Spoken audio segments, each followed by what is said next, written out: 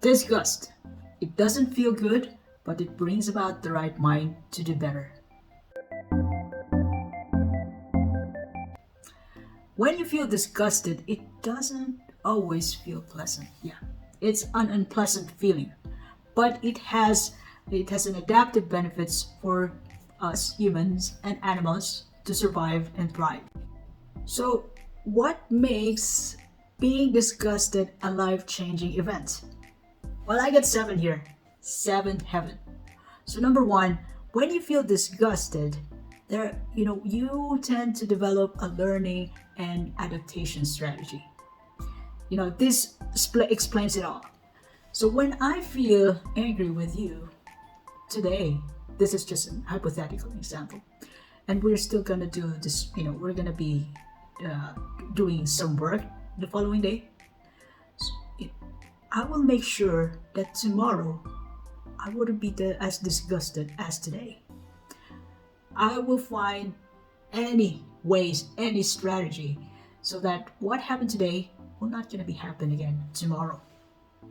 There might be some new things, new events tomorrow, which will help me again just make some adjustments so that the following day, again when we work together, it'll be a better day.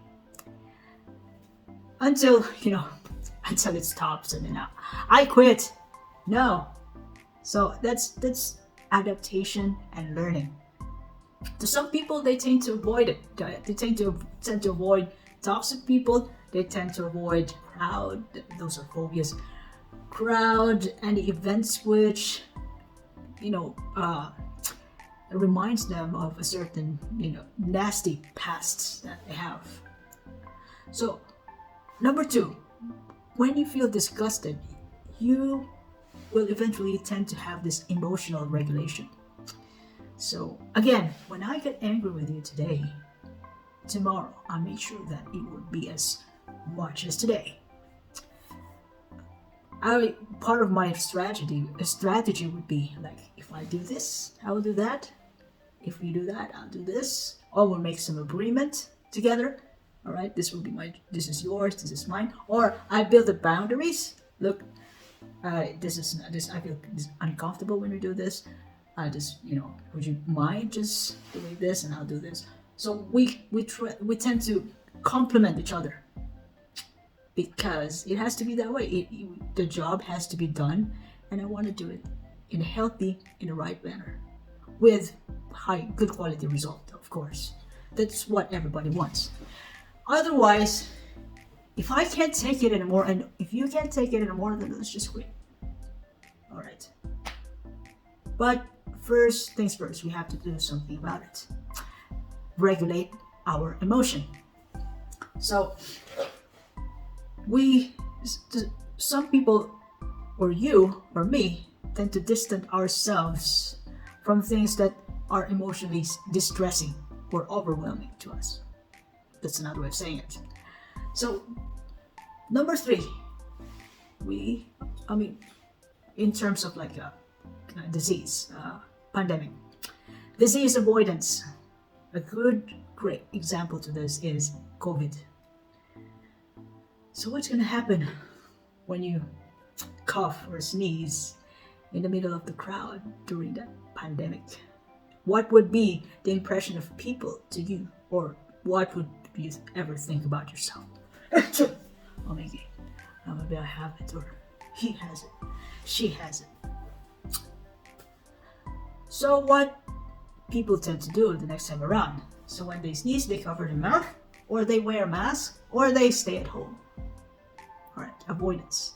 And our beautiful body has also some physiological response to allergens. Allergens could be like food, fabric, materials, pollens, wherein our body has some involuntary, unpleasant reaction to this stuff, which can lead us, or which can lead us to like itchiness or hay fever, or it could be like shortness of breath. And avoidance of disease. Other example to this is that Mental health. Simply, we just try to avoid, you and me just try to avoid people which we think are unhealthy to us, mentally, physically, and spiritually. If I don't like to rob a bank, I don't hang out with antisocials. That's just the way, like, the way of saying it. Another way of saying it. So, food and safety. Number 4. There are some food which we think are prepared unclean, so we just avoid them. We have other people have some impression to, bad or not really untrusted impression to street food, so they just simply not eat them. They're not into them. But for me and to some other people, why not? There's some street foods which are delicious and prepared according to standards, with high standards of preparation guidelines. So, number 5, disgust has also social norms. If you never believe that. So, it doesn't only applies to emotions, things, and other stuff. Yeah, disgust is also another form of social emotion. It helps maintain cultural and societal norms, and it guides you and me into a certain behavior that is acceptable in a society, in your family, in a community, or in the community. So we tend to discuss those taboos. If some people do them, or when you find it, there's some reactions or behaviors that we find unpleasant, and we just feel disgusted about it because we don't do that in our family or in our community or in my workplace. We don't do that. Come on, why are you doing it? And it doesn't feel right. It doesn't look good. So that's social emotion, social norms, as like a common belief of people of being disgusted of certain stuff. So, moral and ethical judgment. If you find something that is moral, each person has some sort of belief or perspectives to other, events, to some events or to some actions, wherein we see it as unacceptable, morally unacceptable. So this will be this will guide our moral judgment. And we got this moral judgment from our parents, from from how we are raised in a family, in a community, a workplace. So family, community, workplace, in a society, and in a country, culture. So now, lastly, number 7, disgust also protects vulnerable populations. Vulnerable populations, what am I talking about? Young children, child labor, child abuse. So if you and me are against it, we encourage people to report incidents of child abuse.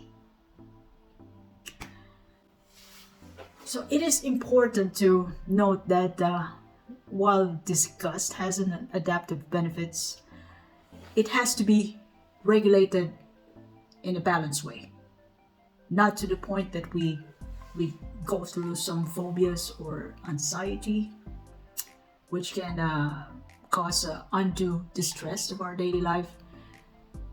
Overall, disgust